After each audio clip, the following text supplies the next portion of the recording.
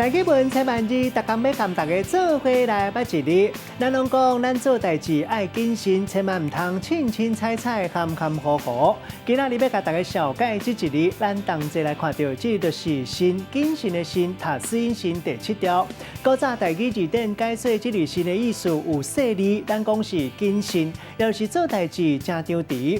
另外，若是讲一个人做代志较小心，咱嘛会讲是慎重。带大家做伙来小解这两个词。头一个就是谨慎，代表讲对家己讲话、行为，或者是外界代志，拢会特别细腻斟酌，避免有不利或者是不幸的代志发生。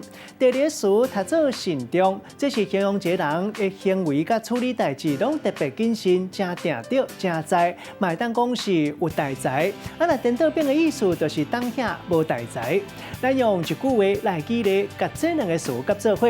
譬如讲，政府的决策影响范围真大，你咧做重要决定的时，都要特别慎重谨慎，安尼才会当互大家得到上界大的利益，甲伤害降到上低。